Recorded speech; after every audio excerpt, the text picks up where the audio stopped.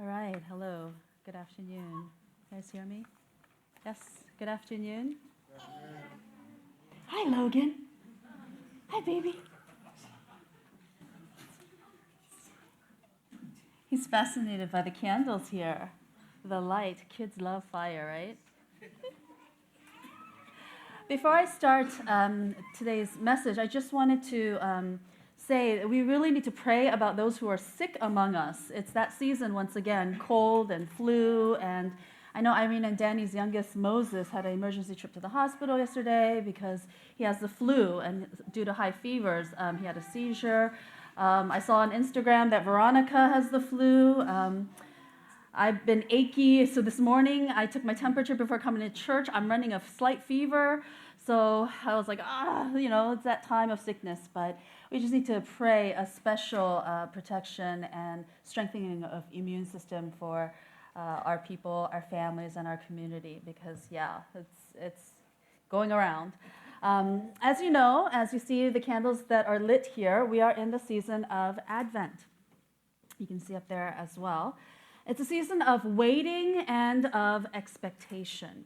But it has a double meaning for us because we are looking forward to celebrating this miraculous birth of baby Jesus, yet at the same time, we're also looking forward to his second coming. We're anticipating that there is a second coming. He's come before and he will come again. And the 4 candles here represents each week of Advent, and they also have themes attached. If you look at the bulletin, Pastor Hugh was so proud of showing, it says joy on it. Each week, there's a different theme attached. The first week is hope. If you remember our worship bulletin, there was 1 candle lit, and it said hope. Last week was peace, and that's the second candle that was lit. And then the third week, which is today, is joy. And then next week, the 4th week, is going to be love. If you see, I want to mention about the pink candle. The third candle, people always often ask about why it's rose-colored or it's pink, because the liturgical color for joy is pink. Usually the purple candles, or sometimes in some traditions they've been using blue, it symbolizes repentance. It's more of like a somber mood. Think about Lent, 40 days of fasting, and the color is purple, and it's like a repenting kind of somber mood. But because the third week is about joy, you don't want a purple candle, reminding you of just being repentive and somber, but it's joy. So they do like a rose-colored pink candle for the third week. And now in the middle is the Christ candle, and it is to be lit on Christmas Day. If we did have a Christmas Day worship service, we would be lighting it, but we're not having a Christmas Day service. And of course, it symbolizes Christ, it symbolizes purity, it symbolizes light. Now, this year, I've actually seen some of my female clergy friends sporting these.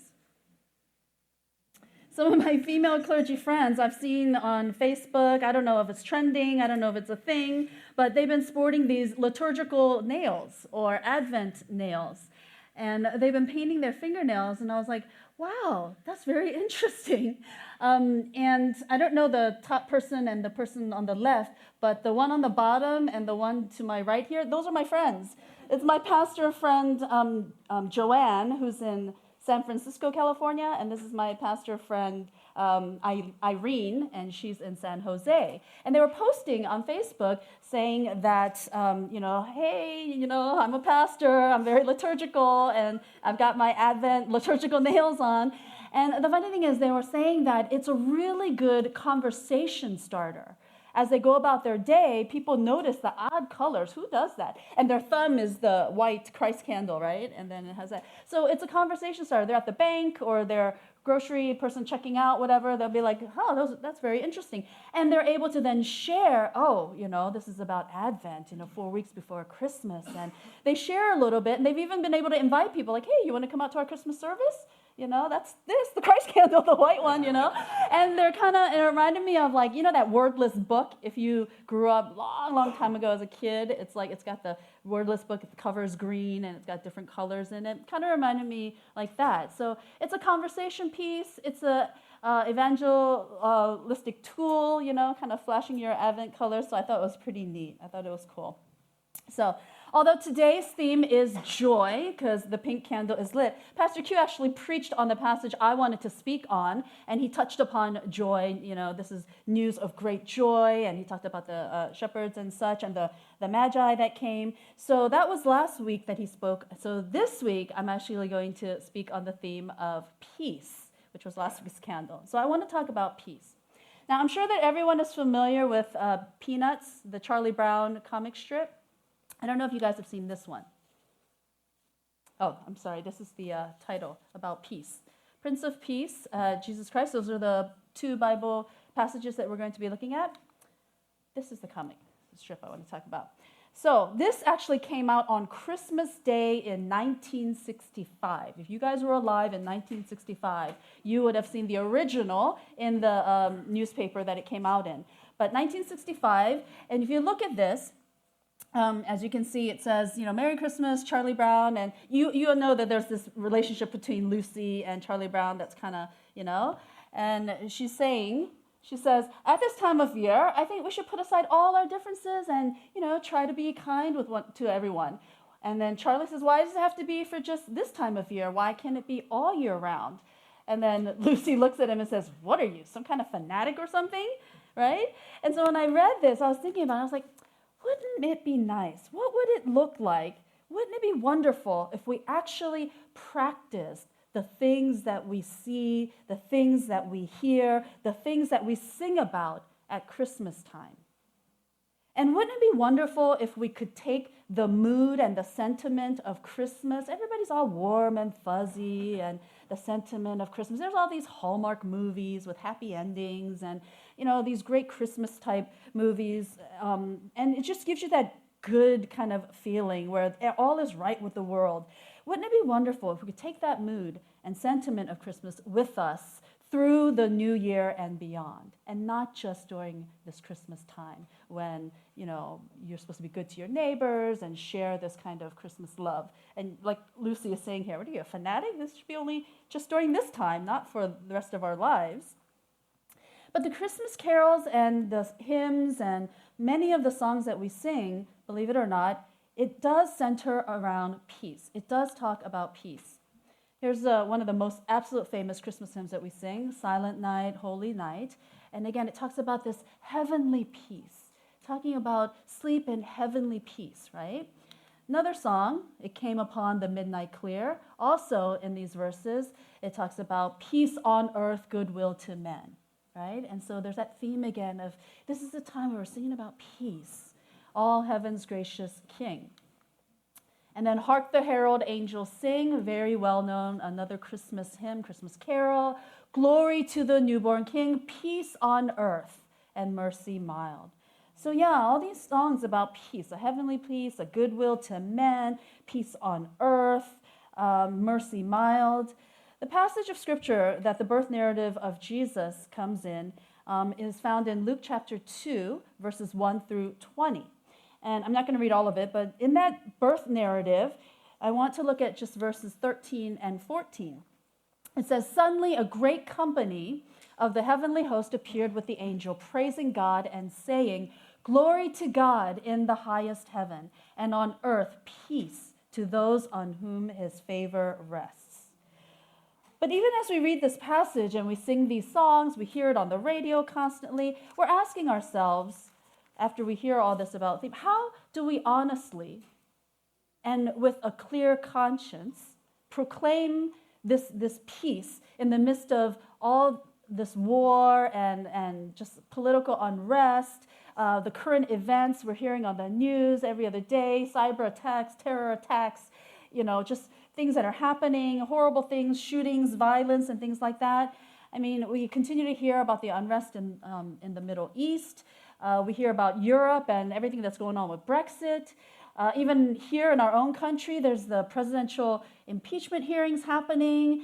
There's so much strife within our own government, within our own neighbors, in our own communities. There's race wars happening, racism, and just people being offended left and right, war on terrorism, just so much happening.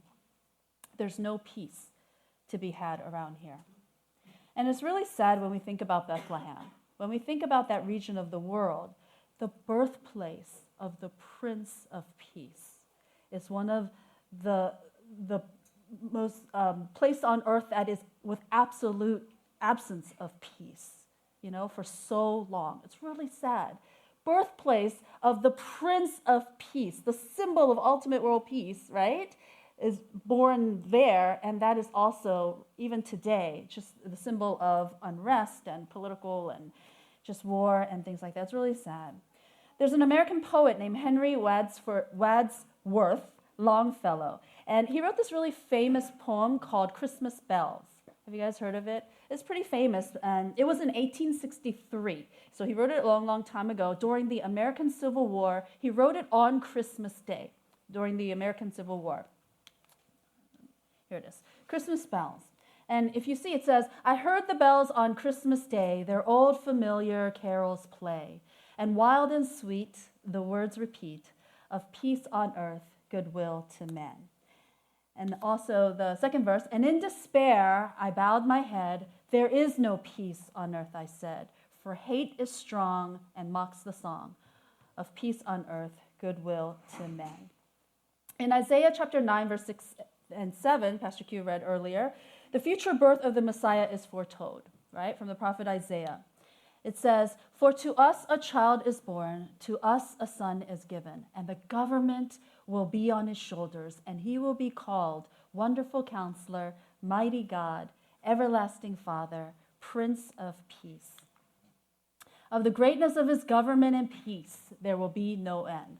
There will be no end to this peace. "He will reign on David's throne and over his kingdom, establishing and upholding it with justice and righteousness from that time on and forever. The zeal of the Lord Almighty will accomplish this." We all desperately want to be touched by God's peace in our lives. We all desperately want to know what it feels like to be filled with this kind of peace that Isaiah is speaking about. But it is possible. Like I said, I just named all these difficulties in the world, everything that's happening, and then we get really depressed about it. But it is possible because simply the birth of Jesus, because the birth of the Prince of Peace, it is possible that we are to have this. And to have true peace, we have to experience it in three ways. So that's my message today. I want to go over three ways that we can experience, or three types of peace that we have to have. And the first one is peace with one another. Peace on earth, goodwill to men. Goodwill to men, goodwill to men. It's talking about how we should be kind to our neighbors. This is a good time to have charitable feelings and that good sentimental Christmas happy ending movie type feelings. And then the second is peace within. Who doesn't want that? Even greater than all the war and the strife out there these days is all our inner turmoil. It's depression, it's anxiety, it's stress, it's unforgiveness, it's everything that's just eating you up inside. So many people don't have inner peace, peace within. And then the third is peace with God. How many of us can say that we have just this overwhelming peace with God? We're good. We're not angry with God. We're not bitter at him. We're not, we just are overwhelmed with this heavenly peace with God. So let's look at Philippians chapter 4, verses 2 through 9. If you have your Bibles, you can look there, and I have it up here as well. Philippians 4, 2 through 9. This is a letter that Apostle Paul wrote to the church in Philippi. And we're going to go through that. Philippians 4, 2 through 9. Church in Philippi. "I plead with Euodia and I plead with Syntyche to be of the same mind in the Lord. Yes, and I ask you, my true companion, help these women, since they have contended at my side in the cause of the gospel, along with Clement and the rest of my co-workers, whose names are in the book of life. Rejoice in the Lord always. I will say it again, rejoice. Let your gentleness be evident to all. The Lord is near. Do not be anxious about anything, but in every situation, by prayer and petition with thanksgiving, present your requests to God. And the peace of God, which transcends all understanding, will guard your hearts and minds in Christ Jesus. Finally, brothers and sisters, whatever is true, whatever is noble, whatever is right, whatever is pure, whatever is lovely, whatever is admirable, if anything is excellent or praiseworthy, think about such things. Whatever you have learned or received or heard from me or seen in me, put it into practice. Why? And the God of peace will be with you. So first, Paul tells us that we need to be at peace with one another. We need to be living in harmony with our neighbors. Peace on earth, goodwill to men and women, to our neighbors. We're to have this peace. Verses 2 and 3 specifically. So here are two women, Euodia and Syntyche. You can pronounce the second lady's name however you want. These are two women, and they're both really committed Christians, and they've been working with Apostle Paul side by side. He's been laboring with them. They're devout, devoted Christian women, but they seem to have some sort of disagreement. The Bible doesn't tell us what this disagreement is about, but it's got to have been pretty big for the Apostle Paul to have gotten wind of it because he's in prison. And so for him to have even heard about this, there's something going on there that's causing strife in this church in Philippi. There's some sort of disagreement that's happening, but the Bible doesn't tell us what.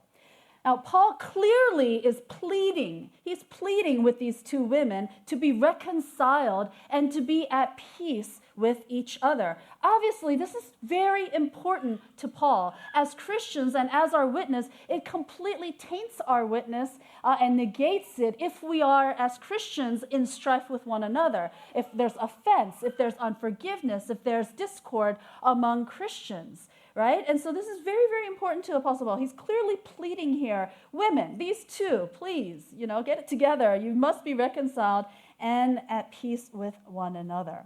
Elsewhere in Romans 12:18, I think I have it here. In Romans 12:18, it says, if it is possible, as far as it depends on you, live at peace with everyone. As far as it depends on you. And it depends on us, right? We control how we feel. We control our actions. And so as far as it depends on us, yes, it does depend on us 100%. We can choose to live at peace with everyone. Not just other Christians, but with everyone. The enemy is always Satan. The enemy is not one another. The enemy is always Satan. The enemy is not you and me. When we're in discord or where I'm upset at you about something or something. It's not one another. There's nothing that the enemy likes better than division in the church, than division in families, in division in church communities. It's the worst when pastors are arguing. It's the worst when it becomes news because this pastor and that pastor didn't get along, or just even theological arguments, the whole thing about women ordination with John MacArthur and all the women standing up and, back and forth. And it became like mainstream news, just putting out our dirty laundry out there for the world to see. And I'm not saying that we have to live in this perfect utopia. We have not achieved that yet here on earth. And so there is going to be strife. But as far as it depends on us, we should strive to live with peace with everyone. It's not some, pie in the sky kind of dream. We can, because we can control our thoughts and our actions. We can strive for this. Just remembering that Satan is my enemy, not you, who upset me and caused me offense and all that. The division of the church, I think, is the saddest and the greatest unwitness, or worse witness, if I can put it that way, to unbelievers. Secondly, Paul talks about having this peace within, this inner peace. He talks about having this kind of, it's not like the meditational, like, and meditational type of serene tranquility within, but he talks about in verses 4-7 here that to rejoice, to be gentle. The Lord is near, he tells us, and he tells us all these things. Don't be anxious, that we're supposed to pray and give thanksgiving and make our requests known to God. And the peace of God, which transcends all understanding, will guard our hearts and our minds in Christ Jesus. I know that many of us are burdened, and many of us are carrying a heavy load. Maybe you're worried about finances. Maybe you're worried about health. Like I said, a lot of people are sick. Our parents are at that age when various health problems are hitting our parents. Maybe you're worried about your future. Some of you younger folks, about school, your grades, future college, major, job opportunities, things like that. Some of you are worried about your marriage or who you're going to marry. Parents, I know, being part of Covenant, our largest community group, you're always worried about being a good parent and the future of your kids. So much to be worried about. This burden and this worry then leads us to frustration, right? And we just get super frustrated about, there's just so much happening and I can't control it all, especially for those who are control freaks, right? And as we pause to look at Philippians and see the Apostle Paul's words here, you have to realize, think about this for a moment. You have to realize that Paul is saying this. Let me back up here. Paul's saying, rejoice in the Lord always. I say it again, rejoice. Let your gentleness be evident. Don't worry about anything. Don't be anxious. He's saying this not from, very comfortable sofa in his home, not in the cushy surroundings, but he is actually in prison. He's awaiting trial, and there's a very real threat that he could be executed. This is his situation, and he's telling us this. He's saying this, right? Think about that. We here are not in any kind of situation even close to Paul, and we have more worries than Paul. He really has things he could be worried about, right? But we have so much more worries and burdens than him, and we're not even close to his situation. And yet Paul here, he's able to give us this formula. If you look carefully, he gives us a formula for being able to develop peace within. He says in the beginning of verse 6, it says here, do not be anxious about anything, but in every situation, by prayer and petition, with thanksgiving, present your requests to God. He's saying, in other words, don't worry, let God handle it. Don't worry, let God handle it. I remember seeing on Instagram this quote, and I'll be honest, I'm a worrier. I worry a lot. I know I need to preach to myself that worrying is a sin. But I saw this quote on Instagram that I was like, wow. And so I screenshotted it because it was so good. It's so simple, but so deep. And it caught me. And it says, pray about it as much as you worry about it. I was like, so simple, but so deep. Pray about it as much as you worry about it. And I was like, yeah, if I pray about it this much, I worry about it this much. That's just total truth here. I'll pray, of course, about my concerns and things like that. I'll pray this much. But the rest of the day, I'm worrying about it all day long. But in my quiet time or morning prayer, I'll just pray about it for 5 minutes, maybe 10 minutes max. And I was like, wow, do you pray about it as much as you worry about it? I don't. And I was like, oh, that's so good. I have it on screenshot. But so, again, advice to you all. Do you pray about it as much as you worry about it? And finally, Paul mentions peace with God. That's the third thing. Peace with God. Verses 8 and 9. Finally, brothers and sisters, whatever is true, whatever is noble, whatever is right, whatever is pure, whatever is lovely, whatever is admirable, if anything is excellent or praiseworthy, think about such things. Paul gives us 8 filters, if you count them. If you count them, it's 8 filters by which we should sift everything that we see and hear. Think about them as filters, things that you have to use as a filter to sift everything that we see or hear. If it doesn't make it through these 8 filters, then it shouldn't be on our minds, and it shouldn't be in our hearts. And I like how this one Bible commentator put it, and he translated Paul's words here. Here it is. So he says, and this is a Bible commentator who's talking about this verse. He says, put everything through these 8 filters. If it's not true, then don't welcome it. If it's not noble, if it's not right or pure or lovely or admirable or excellent or praiseworthy, don't let it find a home in your heart. And if you'll use these filters, you'll have peace with God. That's a more simple way of kind of thinking about it. These are the 8 things: noble, praiseworthy, excellent, admirable. If it's not those things, then don't meditate on it. Use these 8 things as a filter for the things that are worrying you, the things, bad thoughts that are coming into your mind and hindering you day to day, self-loathing comments like, oh, I'm no good at this. Oh my gosh, why do I look like this? These comments that we make about ourselves. If it's not admirable, noble, and praiseworthy, then let's not let them have space in our hearts or in our minds, and use these 8 things as a filter and to put everything through. And ultimately, the reason that we're able to have peace with God is because God sent his son, the Prince of Peace. That's really the only way. I feel like those who are not Christians, I don't understand how they wake up every day and go through life. I just don't. This world is so horrible. This world is so, just without my faith in Jesus and God, I don't know why you wouldn't be hopeless. There is no hope. Jesus is our hope. Jesus is our hope. And it's because the birth of this Prince of Peace that we're ultimately able to even strive for and to have peace with others, to have this inner peace, and ultimately peace with God. It's simply because of the birth of the Prince of Peace, because of Jesus, that God chose to reconcile us.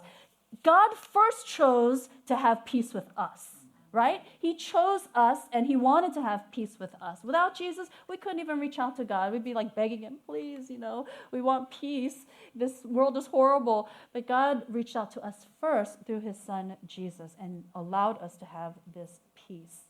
It's amazing. Because we know that the wages of sin is death, it says in Romans 6:23, our sin had to be paid for. Our sin had to be atoned. It wasn't free. And in the Old Testament, the people, they made sacrifice after sacrifice after sacrifice of live animals. Blood had to be spilt, actual blood, to atone for their sins. Sacrifices had to be made. And that's the way that it was. That's just the way it was until God sent Jesus, who in Hebrews 9:26, it says, he sacrificed himself once and for all, summing up all the other sacrifices in this one sacrifice of himself, the final solution for sin. That's such a powerful verse. This is the final solution. All sacrifices wrapped into this one ultimate sacrifice. And that was the MSG version, the Message version. I mean, I am so thankful that on this side of the Testament, not the Old, but we're in the New Testament, that I don't have to do blood sacrifices anymore. I don't know about you, but I am very grateful that I don't have to get animals and split them and to have to spill blood. I'm very, very thankful for that. Jesus being the one and final solution. We can now have peace with God because of what Jesus has done for us. I do want to say something about peace. Pastor Q yesterday had the honor, privilege of preaching at the Messianic Jewish worship service. They use the building and worship on Saturday, as you know, and I was thinking about this. The Hebrew word used in the Old Testament that's translated peace for us, as you know, is shalom. Shalom. And the Jewish people use it very, very often and all the time. And, even Christians, we're allowed to use, Jewish Hebrew words. We're allowed to. So we can also say it. But this shalom, it means more than what we understand to be peace. When we think peace, we think about the absence of war, absence of conflict. In the English language, when we say peace, we think about, absence of hostilities, but it includes so much more than that. When you hear the Hebrew word shalom, it encompasses more like, it includes wholeness. It includes wellness. It includes health, harmony, completeness. It even includes safety and prosperity. So when we say shalom, it's saying it includes all that, not just peace, brother. It doesn't mean that, but it means like wellness, completeness, wholeness, safety, goodness unto you. It's such a beautiful word, but we don't get that same feeling when we use the word peace. In fact, it was such a significant word that the Jews, when they greet one another, instead of saying hello, what they do is they say shalom aleichem. Shalom Aleichem means peace be upon you. If you ever hear a Jewish person say Shalom Aleichem to you, the proper response is Aleichem Shalom, back to them, right? So surprise them by saying that. Well, I don't know where you would meet a Jewish person who would even say that to you. But Shalom Aleichem, which means peace be unto you, has been shortened to just Shalom, that people say to one another. And it's very similar to Hawaii's aloha. I know aloha means hello as well as goodbye. So shalom also means the same thing. When you greet someone, you can say shalom. But when you say goodbye and you're leaving for goodbye, you can say shalom as well. And so Jesus is our shalom. He is indeed our shalom. And he's called in Isaiah 9, Wonderful Counselor. I don't know why it's not working.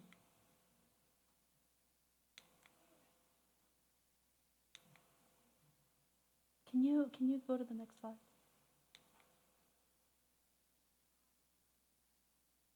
Thank you. In Isaiah 9:6b, it says, Wonderful Counselor, Mighty God, Everlasting Father, and Prince of Shalom. The Hebrew sense of the word shalom that we're looking for. And when he returns, we look forward to the day when it says in verse 7, the greatness of his government and peace, there will be no end. He will reign on David's throne and over his kingdom, establishing and upholding it with justice and righteousness from that time on and forever. The zeal of the Lord Almighty will accomplish this. I can't wait for that day. I mean, it just gives me goosebumps to think about this. When it says there will be no end. It will be forever. In that time of coming. And when we think about Christmas, in this time of Advent, with all the busyness of preparing for Christmas parties, white elephant gifts, and Christmas dinners, and all these other events that we're planning, if you think about it, the greatness of this perfect peace that we are greatly anticipating and looking forward to. Can you imagine what it would be like to live in a world with complete shalom?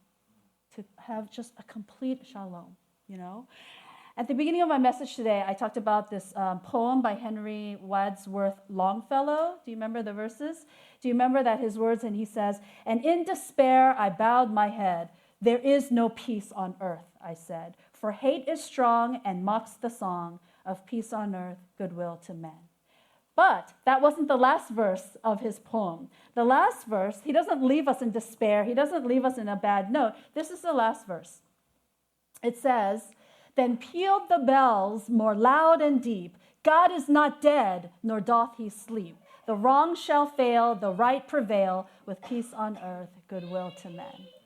This is the ending of this poem. It starts out kind of dire, but it ends with this hope. And that is our hope as well, because of the birth of the Prince of Peace. God is not dead, nor doth he sleep. The wrong shall fail, and the right will prevail, with peace on earth. As the praise team comes up again, I want to ask you this question. Are you experiencing God's shalom? Are you experiencing God's true shalom in your life? What burdens, worries, anxieties, stress, concerns are you carrying today? We will soon be celebrating the birthday of the Prince of Peace, who made a way for us to be able to bring all these things to him. And he will make a way for us to fully experience God's shalom. So think about this. As we enter, we just have, Maddie was saying in the car today, she was like, Daddy, Christmas is next week. Oh my gosh.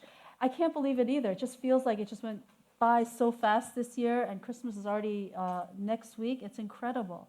But as we draw near and as we light this candle, last week was peace and this week being joy, to think about what it would be like to truly experience God's shalom and to know that it is possible because of the birth of the Prince of Peace ultimately. Ultimately. Let's all stand together.